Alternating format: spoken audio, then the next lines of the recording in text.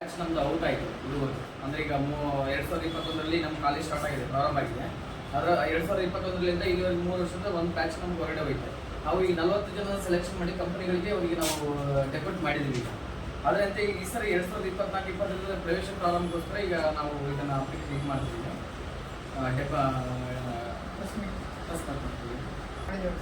First batch ಏನಿದೆ 100% placement ಮಾಡಿದ್ರಲ್ಲ ಅವರು ಒಂದು ಬ್ಯಾಚಿಗೆ ನಮ್ಮದು 60 ಬಂದಿತ್ತು. ಡ್ರಾಪ್ಔಟ್ಸು ಫೇಲು ಮತ್ತು ಅವೆಲ್ಲ ಆಗಿ ನಮಗೆ 2 ಬ್ರಾಂಚಲ್ಲಿ ಲಾಸ್ಟ್ ಮುಗಿದು 40 ಮೆಂಬರ್ಸ್ ಉಳಿದ್ರು. 40 ಮೆಂಬರ್ಸು ನಾವು ಎಲ್ಲ ಕಂಪ್ನೀಸು ಪ್ಲೇಸ್ ಮಾಡಿಸೇ ಕೊಟ್ಟಿದ್ವಿ. ಆವ್ರೇಜ್ ಸ್ಯಾಲ್ರಿ 16,000ಇಂದ 18,000ವರೆಗೆ ಆವ್ರೇಜ್ ಸ್ಯಾಲ್ರಿ ಕೆಲಸ ಮಾಡೋಕ್ಕೆ ಹೋಗಿದೆ. ಸೊ ಅವ್ರಿಗೆ ಕಂಪ್ನಿಯವ್ರು ಏನು ಮಾಡ್ತಾರೆ, ಕೆಲಸ ಕಲಿಸ್ಕೊಟ್ಟು ಅದಾದಮೇಲೆ ಹಂಗೆ ದುಡ್ಡು ಕೊಡ್ತಾರೆ. ಆನ್ ಜಾಬ್ ಟ್ರೈನಿಂಗ್ 40 ಜನರು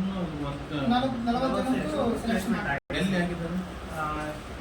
ಫಾರ್ ಎಕ್ಸಾಂಪಲ್ ಕಂಪ್ನೀಸ್ ಇದೆ ಸರ್, ಸಿಂಪ್ಲಿಕ್ಸ್ ಅಂತ ಕಂಪ್ನಿ ಇದೆ, ಇಂಡೋವಿಮ್ ಅಂತಿದೆ, ಆಮೇಲೆ ನೆಕ್ಸ್ಟ್ ಫೈನ್ ಟೂಲ್ಸ್ ಅಂತಿದೆ, ಪ್ರಭಾ ಟೂಲ್ ಟೆಕ್ ಅಂತಿದೆ. ಸೊ ಆಮೇಲೆ ಇದು ಇನೋವೇಟಿವ್ ಸೊಲ್ಯೂಷನ್ಸ್ ಅಂತೆ.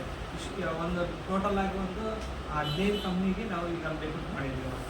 ಇಲ್ಲಿ ಲೋಕಲ್ ಇಂಡಸ್ಟ್ರೀಸ್ಗೆ ಅವ್ರಿಗೆ ಅಪ್ಲಿಕೇಬಲ್ ಆಗಿರೋ ಟ್ರೈನಿಂಗ್ಸ್ ಇಲ್ಲ ಸರ್. ಇಲ್ಲಿರೋದು ಬರೀ ಇಲ್ಲಿ ಜಾಸ್ತಿ ಮೈನಿಂಗ್ ಇರೋದ್ರಿಂದ ಇವ್ರಿಗೆ ಯಾವ ಥರ ಸ್ಟೂಡೆಂಟ್ ಇವ್ರಿಗೆ ಎಂಪ್ಲಾಯ್ಸ್ ಬೇಕಾಗ್ತಾರೆ ಅಂದರೆ ಲೈಕ್ ITI ಸ್ಟೂಡೆಂಟ್ಸ್ ಇರ್ತಾರೆ, ಆ ಥರ ಲೈಕ್ ಅಂತ ಹೋಗ್ಬೇಕಾಗ್ತದೆ. ಡಿಪ್ಲೊಮೋಗಳಿಗೆ ಆದರೆ ನಮ್ಮ ರಿಕ್ವೈರ್ಮೆಂಟ್ ಜಾಸ್ತಿ ಇರ್ತದೆ, ಸ್ಯಾಲ್ರಿ ಜಾಸ್ತಿ ಕೊಡಬೇಕಾಗ್ತದೆ.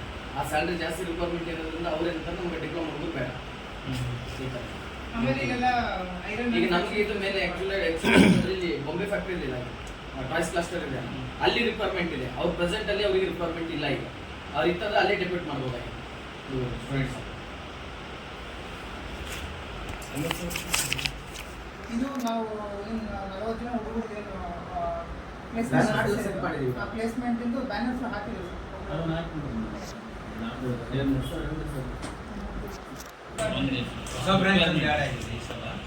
ಮತ್ತೆ ಇವಾಗ 3 ಬ್ರಾಂಚ್ ಆಗಿದೆ ಸರ್. ಒಂದು ಟೂಲ್ ಆ್ಯಂಡ್ ಡೈ ಮೇಕಿಂಗ್ ಅಂತ ಹೇಳಿ, ಒಂದು ಮೆಕಾಟ್ರಾನಿಕ್ಸ್ ಅಂತ ಹೇಳಿ, ಒಂದು ಎಲೆಕ್ಟ್ರಾನಿಕ್ಸ್ ಅಂಡ್ ಕಮ್ಯುನಿಕೇಶನ್. ಇದು ಗೌರ್ಮೆಂಟ್ ಅಥವಾ 1000 ಸರಿ year per year sir.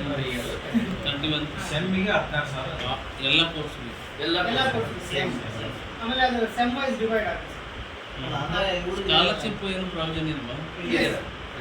Sir for example ಈಗ 32,000 ಒಂದು ಸ್ಟೂಡೆಂಟ್ಸಿಗೆ ನಾವು ಪರ್ ಇಯರ್ ತೊಗೊತಿದ್ದೀವಿ ಅಂತಂದರೆ ಅವರಿಗೆ ಗೌರ್ಮೆಂಟ್ ಕಡೆಯಿಂದ ಸ್ಕಾಲರ್ಶಿಪ್ ಒಂದು ಮಿನಿಮಮ್ 26ವರೆಗೆ ಇರ್ತದೆ, 26,000 ಬರ್ತದೆ. ಅದು ಆ್ಯಸ್ ಪರ್ ಗೌರ್ಮೆಂಟ್ ಬಜೆಟ್ ಪ್ರಕಾರ. ಸ್ಟೂಡೆಂಟ್ಸ್ ಕಡಿಮೆ ಇದ್ದರೂ ಬಜೆಟ್ ಜಾಸ್ತಿ ಆಗೋದು ಅವ್ರು 35,000ವರೆಗೂ ಬರ್ತದೆ. ಇನ್ ಕೇಸ್ ಬಜೆಟ್ ಕಡಿಮೆ ಇತ್ತಪ್ಪ ಅಂತಂದ್ರೆ 26ವರೆಗೂ ಡಿವೈಡ್ ಮಾಡಿ ಸಿಸ್ಟಮ್ ಮಾಡಿ ಹಾಕ್ತಾರೆ. ಆದರೆ ಕಡಿಮೆ ಹಾಕಂಗಿಲ್ಲ, ಮಿನಿಮಮ್ 24 ಹಾಕ್ತಾರೆ. ಎಲ್ಲ ಸೇಮ್ ಸರ್.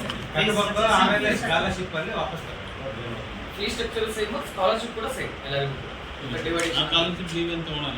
ಇಲ್ಲ ಎಕ್ಸಾಕ್ಟ್ ಆಗಿ ಹೇಳ್ಬೇಕಂದ್ರೆ SLC ಮೇಲ್ಗಡೆನೇ ಇರೋದು. ಅದಾದ ನಂತರ PUC ಸೈನ್ಸ್ ಪಾಸ್ ಆದ್ರೆ ಆ ಥರ ಇದ್ರೆ ಅವರಿಗೆ ಲ್ಯಾಟರಲ್ ಎಂಟ್ರಿ ಕೊಡ್ತೀವಿ. ITI ಮತ್ತು PUC ಅವರಿಗೆ ಲ್ಯಾಟರಲ್ ಎಂಟ್ರಿ ಅಂತ ಕೊಡ್ತೀವಿ. ಲ್ಯಾಟರಲ್ ಎಂಟ್ರಿ ಅಂದ್ರೆ ಈಗ ಫಾರ್ ಎಕ್ಸಾಂಪಲ್ ಈಗ ನಮ್ದು 4 ಇಯರ್ಸ್ ಕಂಪ್ಲೀಟ್ ಈಗ ಅಂತಂದ್ರೆ ಅವರಿಗೆ 2 + 1 year 1 year concession. Direct second year entry. After SLC ಬರ್ಬೋದು, ITI ಕೂಡ ಮಾಡಿದ್ದು ಬರ್ಬೋದು. ಆಫ್ಟರ್ PUC ಅದೇ ಸರ್ PUC ಸೈನ್ಸ್ ಮೇಲ್ಗೆ ಒಂದು ನೋಡಿದೆ ಸರ್. ಒಂದೇ ಬಿಟ್ಟು ITI ಡೀಸೆಲ್ ಮೆಕ್ಯಾನಿಕ್ ಇದ್ರೆ ಅದನ್ನು ಬಿಟ್ಟು ಉಳಿದಿದ್ದು ಎಲ್ಲದಕ್ಕೂ ಅಪ್ಲೈ ಇದೆ. ಲ್ಯಾಟರಲ್ ಎಂಟ್ರಿ ಬರ್ಬೋದು. ಫಾರ್ ಎಕ್ಸಾಂಪಲ್ ಫಿಟರ್ ಆಗಿರ್ಬೋದು, ಎಲೆಕ್ಟ್ರಿಷಿಯನ್ ಆಗಿರ್ಬೋದು, ಎಲೆಕ್ಟ್ರಿಕಲ್ ಆಗಿರ್ಬೋದು, ಅವ್ರು ಬರ್ಬೋದು. ಈ ಟೋಟಲ್ 3 ಕೋರ್ಸ್ ರನ್ ಆಗ್ತಿರೋದು ನಮ್ಮಲ್ಲಿ. ದೀರ್ಘಾವಧಿ course tool and die making, ಒಂದು ಮೆಕಾಟ್ರಾನಿಕ್ಸ್, ಮೂರನೇದು diploma in electrical and electronics and communication. 11ನೇ ತಾರೀಕು ಮೇ 11ರಿಂದ ಸ್ಟಾರ್ಟ್ ಆಗಿದೆ. ಮೇ 27ರಿಂದ ಮೊದಲೇ ಇಂಥವ್ರಿಗೆ ನಾವು ಮೋಟಿವೇಶನ್ ಮಾಡಿ ಟೊಯೋಟಾ ಕಂಪನಿ ಅಂತಗಳಿಗೆ ನಾವು ಇಲ್ಲಿ 1 ವರ್ಷ ಟ್ರೈನಿಂಗ್ ಮಾಡಿ 2 ವರ್ಷ ಆನ್ ಜಾಬ್ ಟ್ರೈನಿಂಗ್ ಅಂತ ಅವ್ರಿಗೆ ಅಲ್ಲಿ ಕಳಿಸ್ಕೊಡ್ತಿರ್ತೀವಿ ಅಂಥವ್ರಿಗೆ. ಅಲ್ಲಿ ಈಗ ಆಲ್ರೆಡಿ 2 ಬ್ಯಾಚ್ ಔಟ್ ಆಗಿದೆ ನಮ್ದು. Already 20 members. ಮಿನಿಮಮ್ 18 ಇಯರ್ಸ್ ಇರಬೇಕು. ಈಗ ಅಪ್ಲಿಕೇಶನ್ಸ್ ಒಂದು 5 ಆಗಿದೆ ಅಷ್ಟೇ. ಅಪ್ಲಿಕೇಶನ್ಸ್ ಇನ್ನು ಸ್ಟಾರ್ಟ್ಅಪ್ ಆಗಿದೆ. ಸ್ಟಾರ್ಟ್ಅಪ್ ಅಲ್ಲೇ ಇದೆ. ಆನ್ಲೈನ್ ಸರ್, KE ಬೋರ್ಡ್ ಮುಖಾಂತರ ಆನ್ಲೈನ್.